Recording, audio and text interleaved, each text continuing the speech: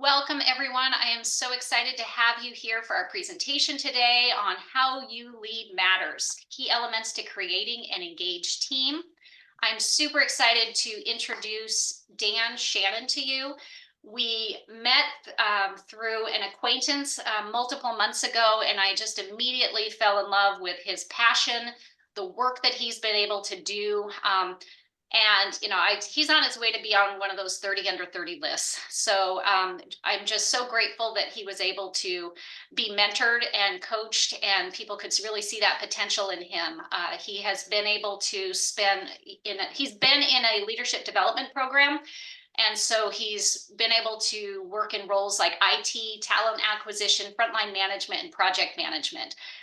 This presentation today is really awesome as he talks through one of the transformations he did on himself and a team within a customer service group. So I am going to turn it over to you, Dan, to share your story and your journey with us. Awesome. Thanks, Jennifer. Thank you guys for coming and attending. There's 45 of you now, so a lot of pressure, just kidding. But really grateful to be here and excited to share my story the past 2.5 years. So as Jennifer mentioned, my name is Dan Shannon, and I was a customer service supervisor for the past 2.5 years after graduating from a leadership development program.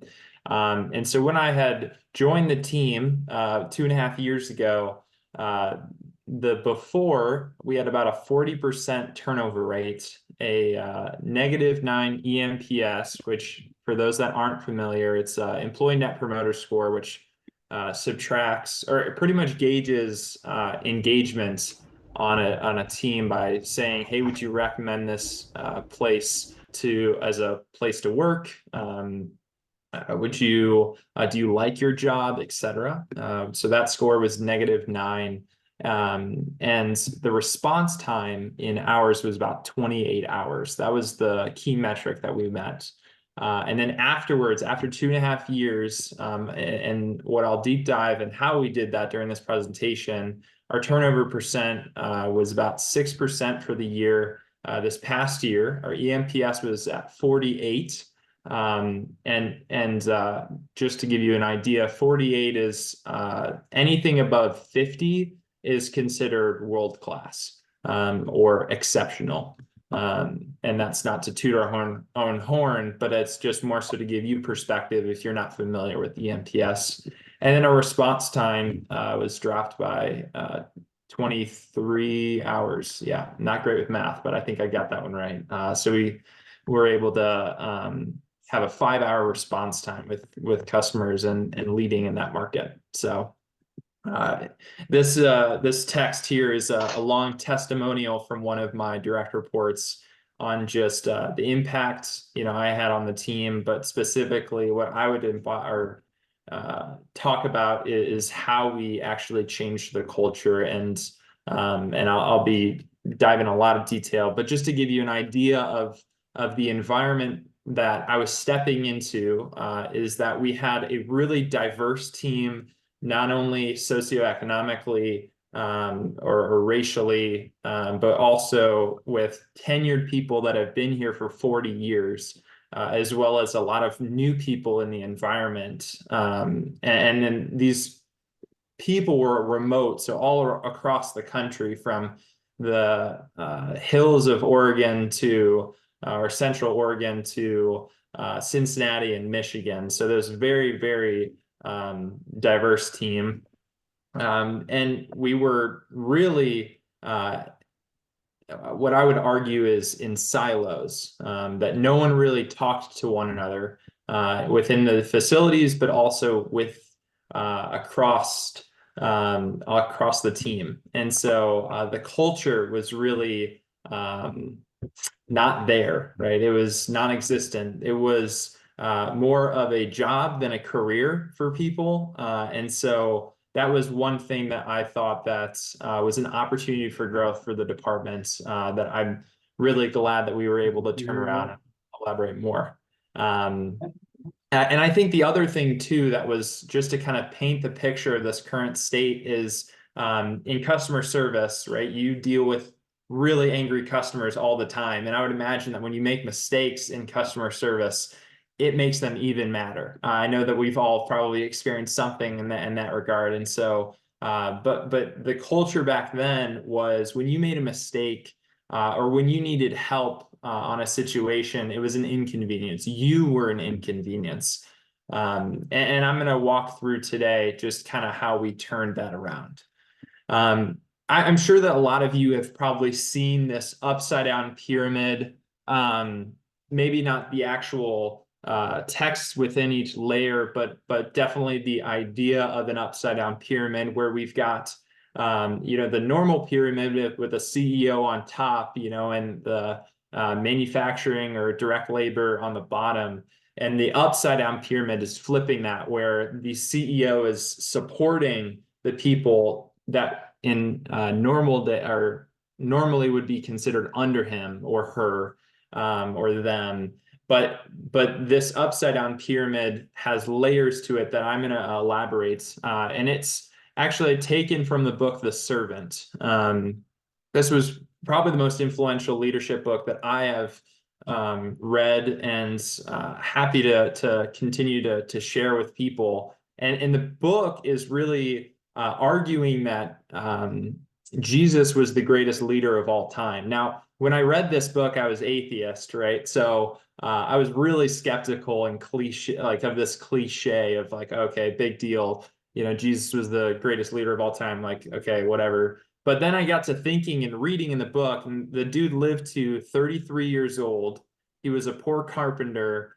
And yet 2,000 years later, we're still talking about the guy, and that people are still today dying, proclaiming his name. And so real or not, it's worth looking at. And that's kind of why I continue reading the book.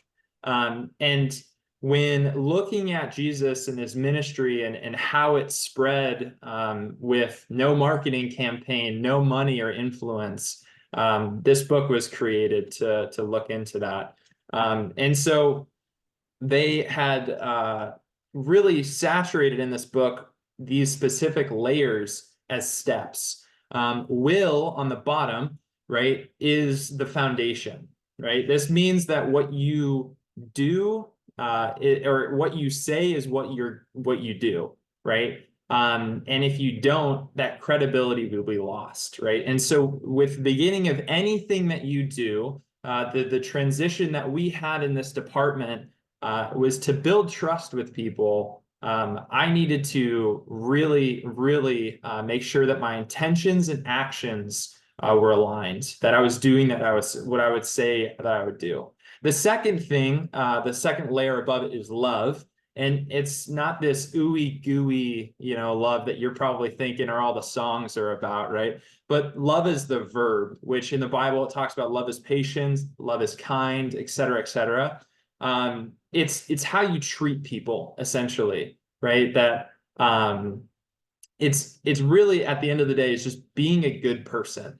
And so again, you first need to start off with will, doing what you say that you'll do.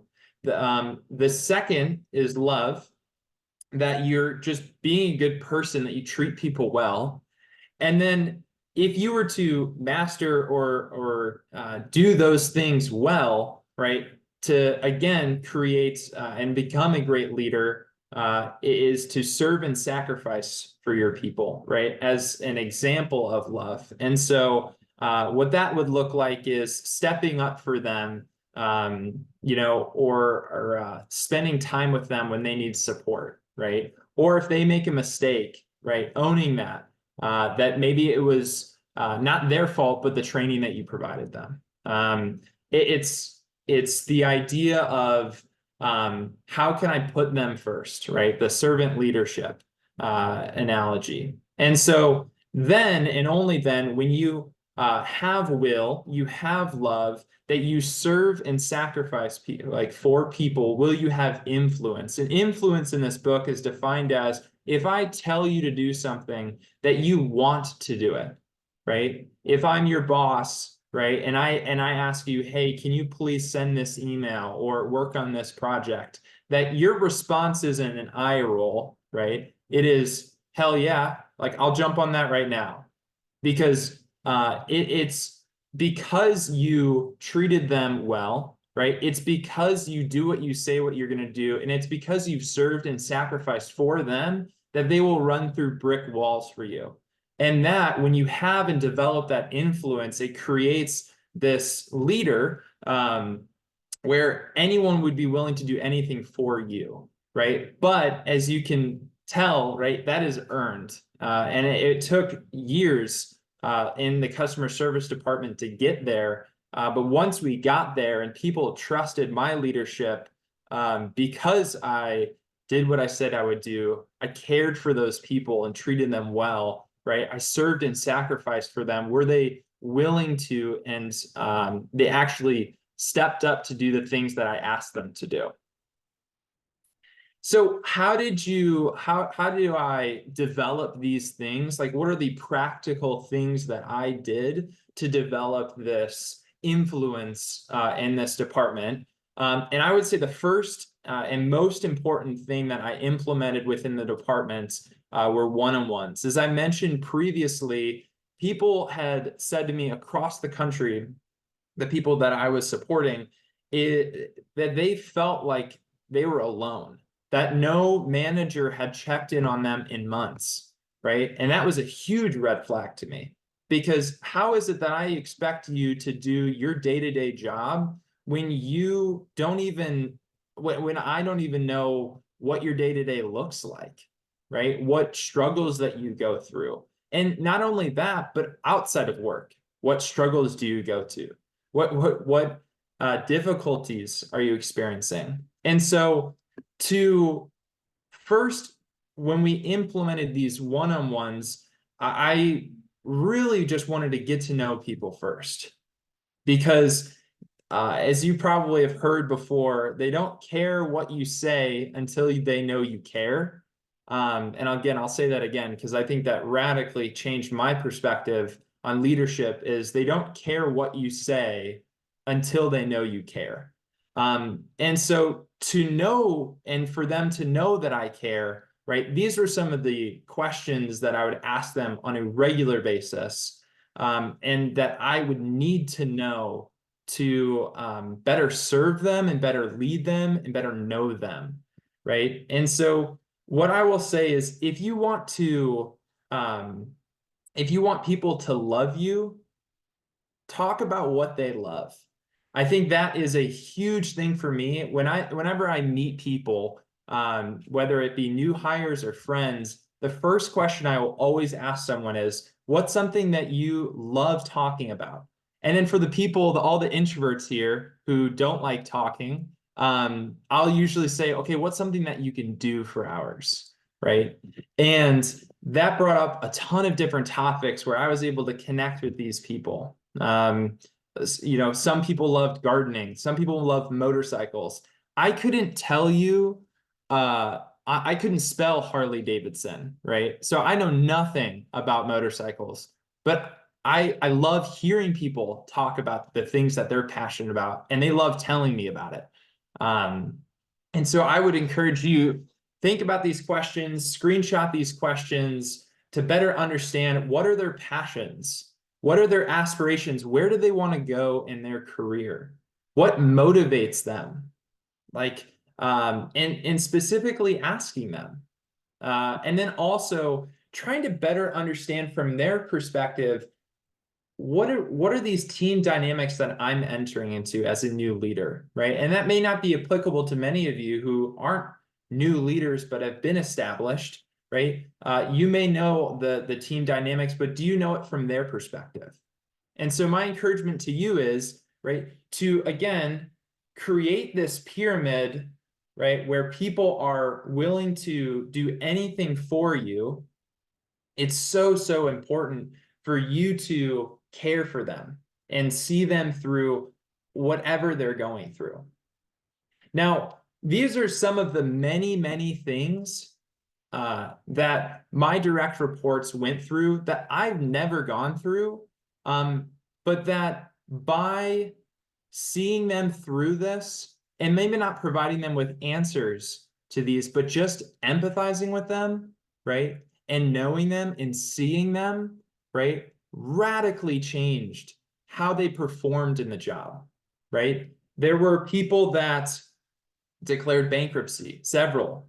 There were people that were experiencing and diagnosed with cancer, divorce, deaths of family members, a newly paralyzed spouse, and the list goes on and on. This is a fraction of everything that many of them experience. And note, I put married on there just because it's stressful. Okay, I'm recently married. I'm sure you think that's kind of funny that I put that on there as this huge stressful event, but for the husbands or new husbands out there, or future husbands, or previous husbands, you guys will know what I'm talking about. It's stressful for you and the wife, but definitely the wife. So like I said, your ability to serve and sacrifice for people and love people is so dependent on seeing them. It's so important to know them, but it's also so important to serve them, right? Like I said. And so here are a few questions again to ask people when you are meeting with them, to identify, right? And just like in Lean Six Sigma, what's the root cause, right? Go to the Gemba, hearing these people and seeing what they are struggling with. And so, again, specific questions that you can be asking. These are all based on the topics. How can I help, right? Checking in on them, specifically with how work's going, but also outside of work. And it's important, you can always ask the question, how's your day been? But as many of you know, asking this really vague question, you're likely going to get really vague answers. And so having pointed questions and genuinely caring about what answers they're going to give you, as well as if you ask the questions, you must do something about that, right? Because if you're not going to do anything about it, again, that goes back to the pyramid where your will, right, where you say what you're going to do, okay, they're going to hear, or they're going to see you as someone that asks questions but does nothing about it. And so while there is a time to empathize, there's also a time for action. And as leaders, we're called to remove barriers and to serve the people that report to us. And they will see that. They'll see through the BS if you're just asking the questions to ask the questions, or if you're actually seeking to uproot the problems and barriers that they experience. Other things that I think are super important in ways that you can serve them or encourage them is what are the accomplishments or the successes that you've been experiencing, things that have been really exciting for you, things that you're proud of. Again, it's just like topics that people are passionate about. People love talking about the accomplishments that they've had, right? Let them. And on top of that, work-life balance. We all want a healthy work-life balance. I don't think I've ever met someone I mean, I'm like pretty young, right, in my workplace, or in my career, but I haven't met someone that hasn't longed for a strong, good work-life balance. And I'm sure that you guys, I'd be shocked if you all knew someone that's didn't care about this. I think we all do. And so ways that you can better help people, specifically your direct reports, find and establish a healthier work-life balance is critical. And it shows them that you care so much more than about their productivity, right? But you care about them and their well-being, right? And then finally, too, feedback. I think this is critical. Something I read in a book, I think it was Radical Candor. They talk about how feedback is a blessing, right? And to encourage and create a culture of feedback, it's so helpful if, for example, I pulled Jennifer aside and I said, hey, before we jump on this meeting, right, I'm gonna state this comment, right? So oh, the sky's blue outside today, or I actually work at a door company, so I think a better example would be like, oh, this door, the largest size door that we can build is a 36-inch by 84-inch door. And Jennifer, I want you to actually call me out, raise your hand and say, Dan, actually, that's incorrect. The largest we can do is 48 by 84, right? And for the team to see not her correcting you necessarily, but how you respond to that correction.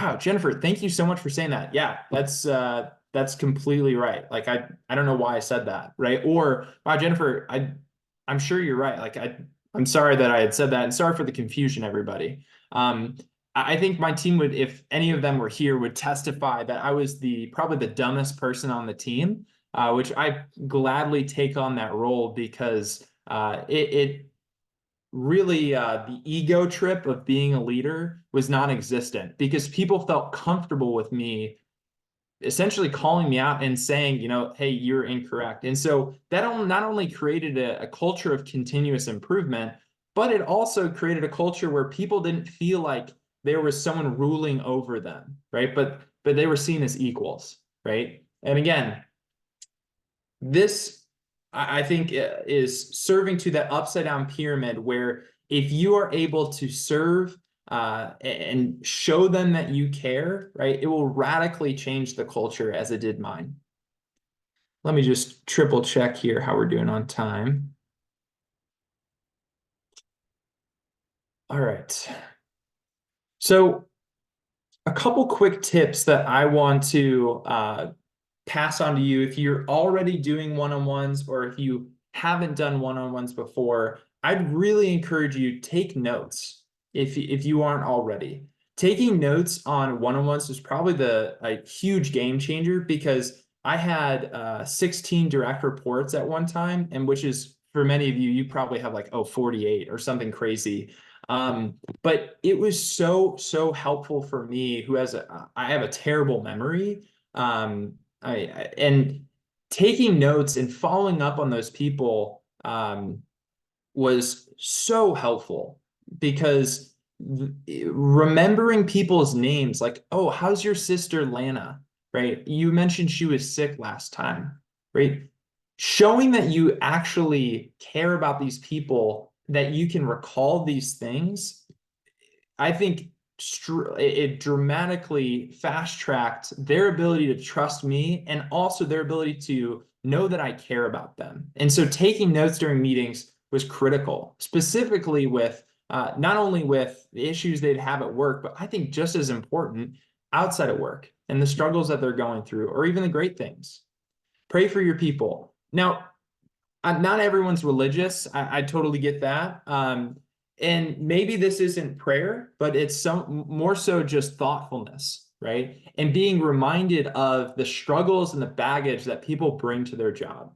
And for me, as a new Christian, right, praying for people was so important for me because I continuously am reminded of the baggage and the struggles that they go through, so that if there are situations where they mess up, they make a mistake, I'm not going after them as Lana, the person who made a mistake, right? I'm going to them as Lana, a mother, right, who is struggling and dealing with bankruptcy. And so I can approach her with so much more grace, so much more patience with her in navigating difficult conversations. Because I think oftentimes as a leader, we can have this ego trip. And I think this is a fantastic way for us to level the playing fields with how we see people. And so praying, thinking about people, or just, I'm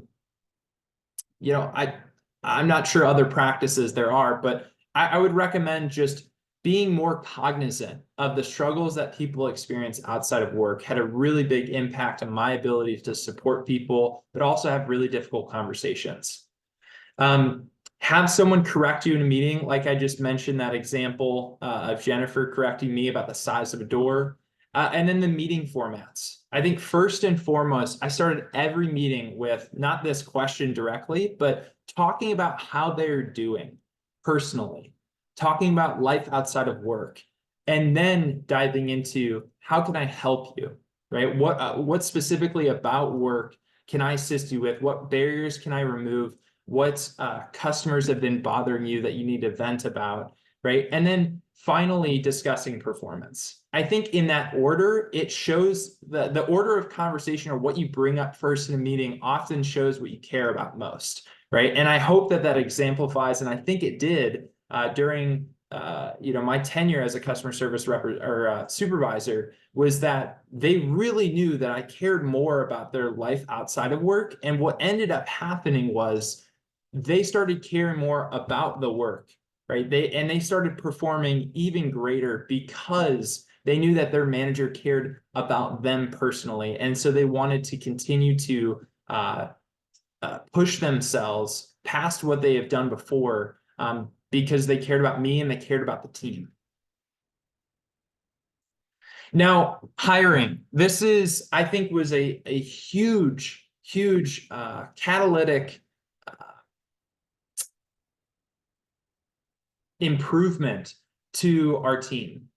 And I'll specifically speak to the tips that I have learned. So I was a talent acquisition manager for about a year. And so I interviewed hundreds of people, from our senior vice president now of marketing and sales to, people on the manufacturing floor. And so having that experience, I found that it was so helpful coming into a customer service supervisor role as a new leader, that I think I was able to realize that the most important thing for me as I'm hiring people is to hire people for passion.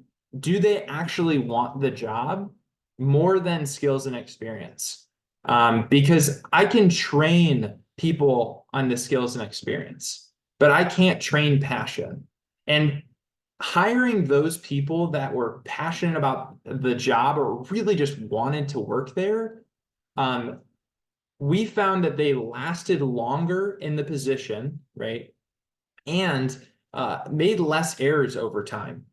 So I think cumulatively, it's more of a long-term strategy that we transition from can you do the job to do you want this job? And so asking specific questions about, okay, like, what about this job do you actually like or would want to do? Was super influential in our ability to weed through candidates. The other thing is we learned that it's better to operate with less than operate with idiots. And idiots is probably a really harsh term, but I guess my thought process is I'd rather operate with less great people than operate with people that create problems, be it mistakes or drama. And so operating with less was so much that allowed us essentially to slow down the hiring process, like slow to hire, quick to fire, essentially, if you've ever heard that term. And so we were able to be more picky, and we're more conscientious of the people that we were choosing. And then how we chose those people is we pretty much mapped out and charted what does an ideal candidate look like? Not literally look like, but what are the qualifications? Yeah, but character.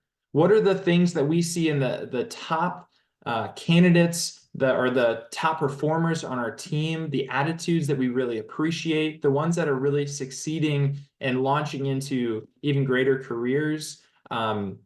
That was a fantastic way for us to then, okay, let's say it's someone that is really passionate about helping people.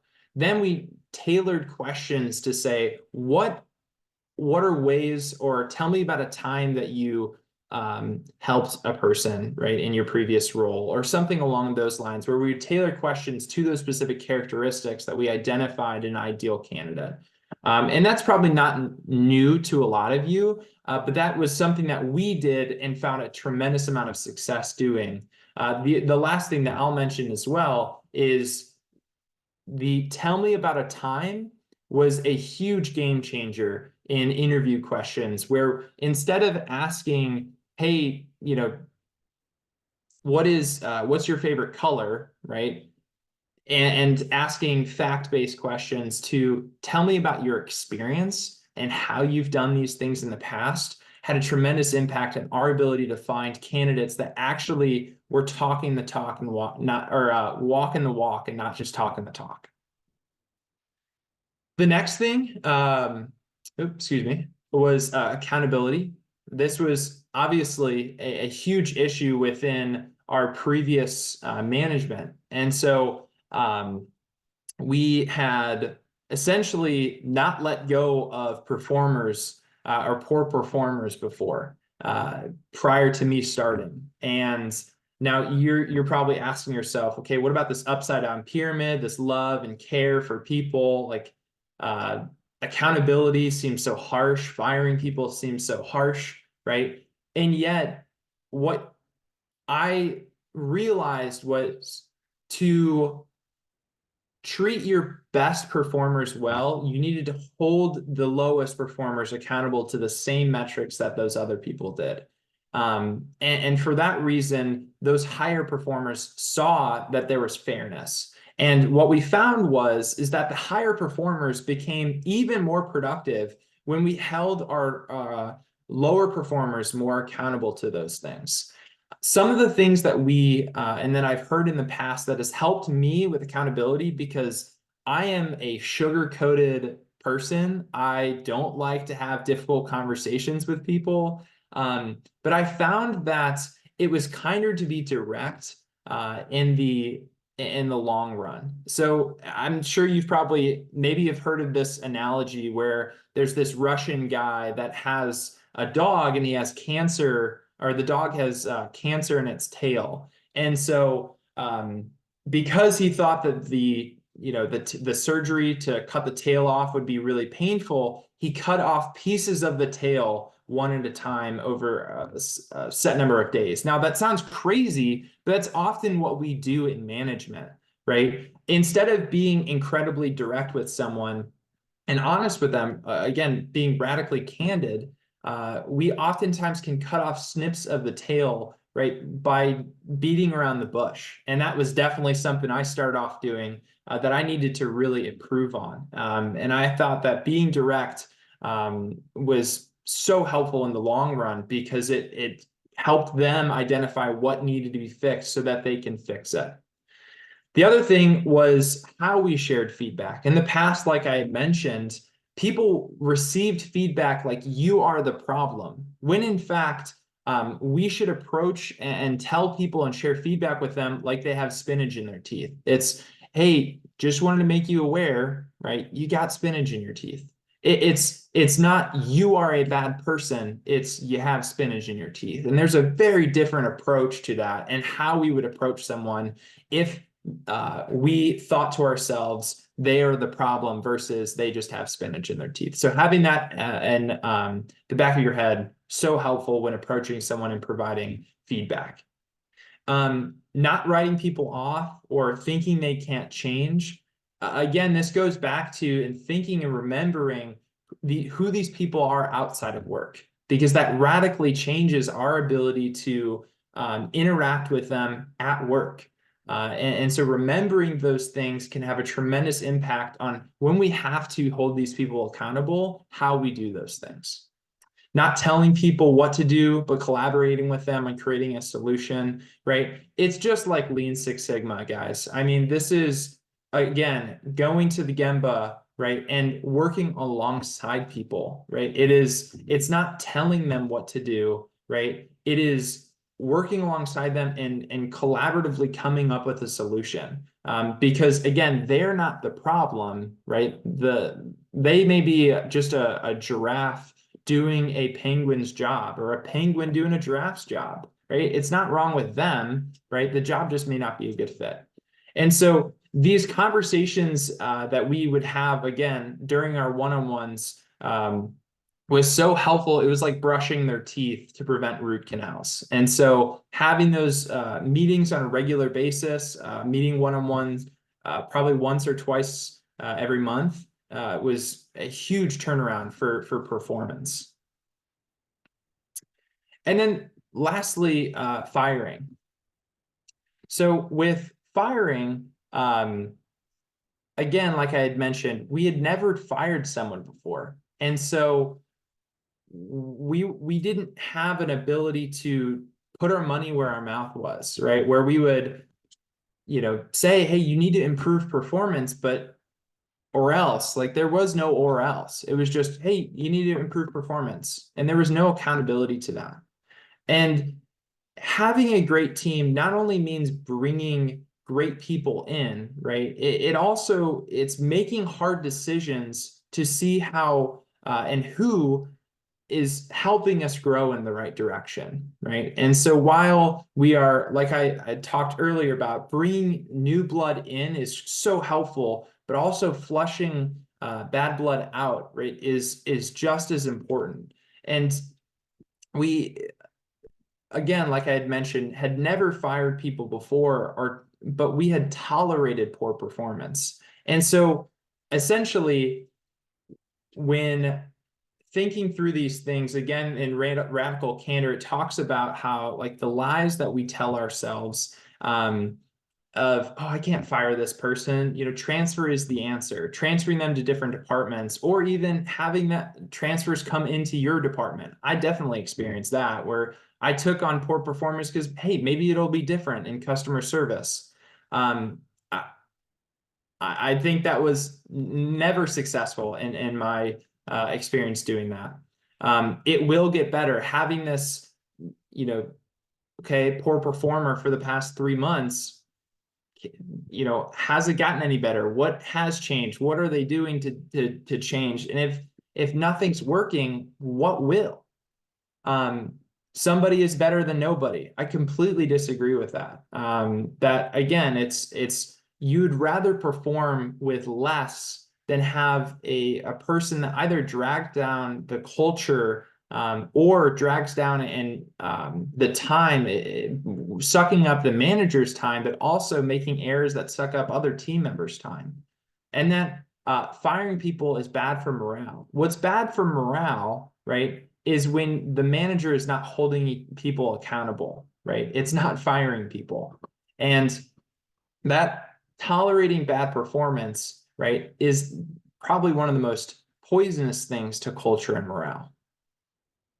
And so, question for you, have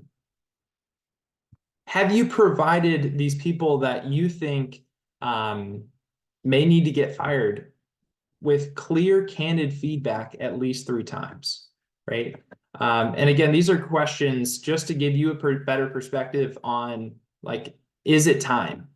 Have you demonstrated that you care personally about this person in their life? Have you offered to help find solutions rather than addressing or attacking their character? Have you thought through the impact of the person's performance on other colleagues or yourself, right? And have you sought through advice from people from an outside perspective to ensure that you're not biased? These are questions to constantly be asking yourself. As we all know, bias is so riddled in all of us. And without answering these specific questions, we can make really bad decisions about letting people go. But if the answer to this is yes, right? Like, I've provided them with candid feedback, I've cared personally about their lives, I've offered solutions, right? The paintings, the writings on the wall. I almost said the paintings on the wall. I'm not really great with those. And so when letting people go, like I mentioned before, they are not the ones that suck. The job is just not a fit for them. And so it's like cutting off the tail, right? You just got to do it. You just got to snip it off versus snipping off in bite-sized pieces. And what I'll speak to my specific story of, I had to let go of 3 or 4 people within the department because they weren't carrying their weight, unfortunately. They had been there for years, and their underperformance was never addressed. And so by addressing those things, what we found was when we let go of these 4 or 5 people, performance skyrocketed. And not because people feared us, because as you can see from the beginning, our EMPS soared. It was because, okay, they're serious. They're going to hold us accountable to these things. And on top of that, all the errors that those people made or the negative culture that they had created or breathed into the culture and the people there was gone. And so firing and letting these people go was not only giving them a chance to choose a job that they're better at, a career that they're better at, but it also radically changed the trajectory of our team and our team's success. And so what I'll circle back to is, again, it is so important for us to do what we say that we're going to do, right? Holding people accountable.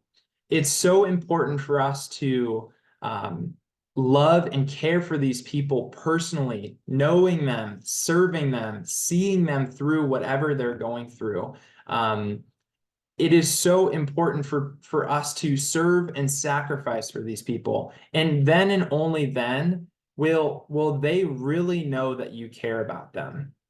And once they know that and can really receive you and receive what you have to say and what will they really care about you? They'll care about their job. They'll care about their fellow teammates. And just like I had mentioned, this may be news to you, or this may be, just so what, Dan? I didn't learn anything from this. I'm just sharing my story of how we took a team that's EMPS score went up by 58 or 57. Right? Our turnover went from 40% to 6% per year. And our response time dropped dramatically from 28 hours to 5 hours. And what I found in this 2.5 years of experience that I had was that really at the end of the day, caring for people had a dramatic impact on their ability to perform in their jobs. But also just to develop a work-life balance where they're not leaving work being absolutely drained. We were able to create a culture where people felt cared for and seen, and that then was infectious, right? Where people loved coming to work.